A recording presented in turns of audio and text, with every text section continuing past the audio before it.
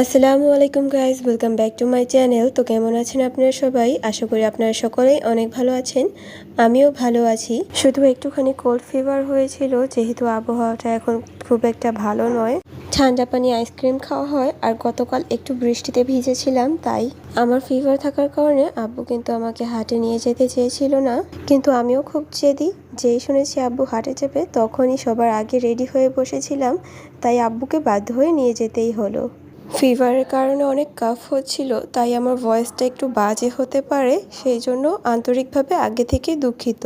তারপর আমরা সবাই রেডি হয়ে হাটে যাওয়ার উদ্দেশ্যে বের হয়ে পড়লাম। গরুর হাটটি কিন্তু আমাদের বাসা থেকে খুব একটা বেশি দূরে নয়, কিন্তু যেহেতু ঈদের আর মাত্র 3 দিন বাকি, তাই রোডে অনেক জ্যাম ছিল।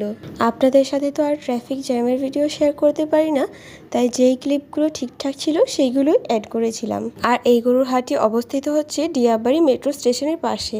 গরুর হাটের পাশে এসে আমরা রিক্সা থেকে নেমে পড়লাম, কারণ এখানে অনেকগুলো গাড়ি পার্ক করা, এখান থেকে হেঁটে যেতেই হবে।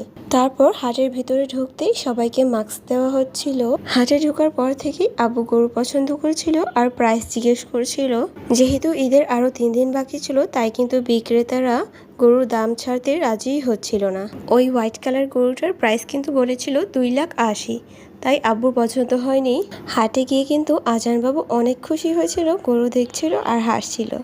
আপনারা দেখুন হাটে কত সুন্দর সুন্দর গরু উঠেছে, সবগুলোই কিন্তু অনেক কিউট। আমি আর আব্বু হেঁটে হেঁটে গরু দেখছিলাম, আর আমার এই ভিডিওটি কিন্তু আপু শ্যুট করে দিয়েছিল। আর এখানে এই লাল গরুটি ভাইয়ার অনেক পছন্দ হয়ে গিয়েছিল, তাই আব্বু আর ভাইয়া এই গরুটিও দেখছিল।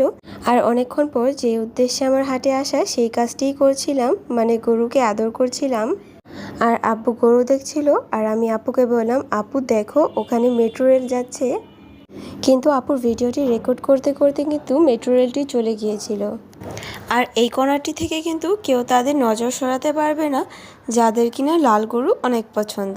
আর আমারও কিন্তু লাল রঙের গরুগুলো বেশ পছন্দ হয়ে থাকে। ইনশাল্লাহ আমরা লাল রঙের গরুই কিনবো। আর এখানে তো আজানবাবু একে একে আঙুল দিয়ে সবগুলো গরুই দেখাচ্ছিল, যেগুলো নাকি ওর পছন্দ হয়েছিল।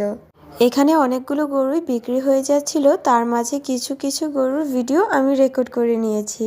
গরুগুলোকে নিয়ে যাওয়া হচ্ছিল হাসিল ঘরে। যার যেটা পছন্দ হয় আর কি। আমার বেশি লাল গরু পছন্দ, তো তাই আমার চোখে শুধু লাল রঙের গরুগুলোই পড়ছিল আর কি। আমি কিন্তু গরু দেখে একদমই ভয় পাই না, এই কিউট কিউট গরুগুলোকে কিন্তু আদর করতে ভালোই লাগে আমার। আর দেখুন কি সুন্দর গরুর মালা, এখান থেকে গরুগুলোকে কিনে সাজিয়ে নিয়ে যেতে পারবেন আপনারা। আজানবাবু কিন্তু আবারও হাত দিয়ে মেট্রো রেল দেখাচ্ছিল, আমি কিন্তু একদমই খেয়াল করিনি। আর এক পর্যায়ে আমি একটু বিরক্ত হয়ে গিয়ে আপুকে বলছিলাম যে 5 ঘন্টা হয়ে গেছে, একটা বড় গরুও দেখলাম না। আপনারা দেখুন আমাদের আজানবাবুটা কত বেশি সাহসী, ও গরুকে আদর করছিল আর বারবার পিছনে তাকিয়ে আমাদেরকে দেখছিল। মনে হচ্ছিল যে ও বলছে যে দেখো আমি কত বেশি সাহসী। আর এরই মাঝে আমি আরও কয়েকটা গরুকে আদর করে ফেললাম। সবগুলো তো আর ভিডিও করা হয়নি, কিন্তু হাটের মধ্যে সবচাইতে বেশি শান্ত আমার এই লাল গরুটিকেই মনে হয়েছে। যে মনে হচ্ছে না যে দেখো ওর মাথাটা দিয়ে দিচ্ছে আর বলছে যে আমাকে আরও একটু আদর করো। আর এই লাল ও কালো রঙের মধ্যে এই গরুটি কিন্তু একটু রাগে ছিল, কিন্তু গরুর মালিকটি বলছিল গরুটা নাকি অনেক বেশি শান্ত। গরুটি প্রথমে অনেক রাগ করছিল, একদম ধরতেই দিচ্ছিল না, কিন্তু পরে একটু আদর করতেই শান্ত হয়ে গিয়েছিল। আর এই কালো রঙের গরুটি কিন্তু আমাদের বাহিরে এনে দেখানো হচ্ছিল। এই গরুটি অন্য একটি গরুর উপরে উঠতে গিয়ে পড়ে গিয়েছিল, তাই গরুটির মালিক গরুটিকে পরিষ্কার করে দিচ্ছিল।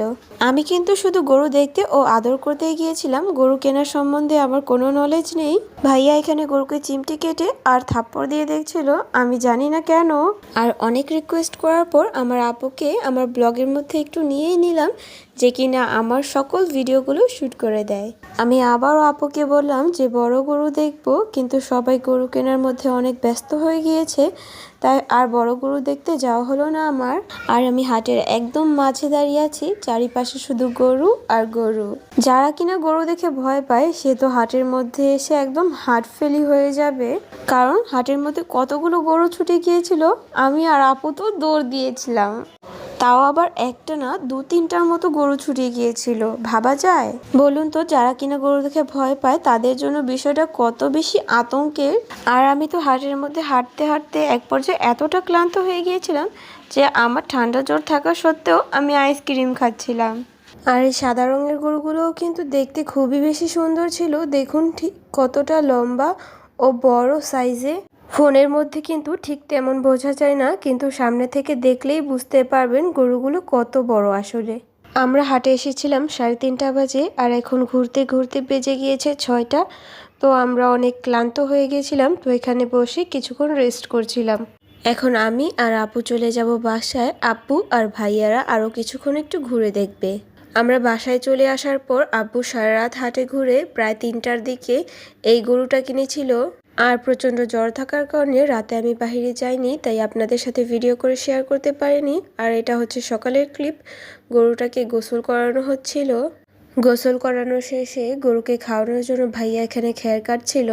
এই খ্যারের সাথে ভুসি আর লবণ মিক্স করে গরুকে খাওয়ানো হবে। আর তার সাথে গরুর জন্য রান্না করা হচ্ছিল জাউ। ভাইয়া যেহেতু খ্যার কাটতে ব্যস্ত, এর মাঝে আমি একটু গরুকে আদর করে নিচ্ছিলাম। আর এটা ছিল ঈদের দিনে সকালবেলার ভিডিও। আমি যতক্ষণে ঘুম থেকে উঠে গরুর কাছে গিয়েছিলাম, তখন যেয়ে দেখি যে গরুকে কোরবানি দেওয়ার জন্য প্রস্তুত করা হয়ে গেছিল। আর এই পার্টটুকু আমার সবসময়ের মতো খারাপ লাগে, তাই অ্যাজ ইউজুয়াল আমি বাসায় চলে গিয়েছিলাম। তো এই ছিল আমার ঈদের ব্লগ। আপনাদের কাছে যদি এই ব্লগটি ভালো লেগে থাকে তাহলে অবশ্যই আমার ভিডিওটি লাইক, শেয়ার, কমেন্ট করবেন।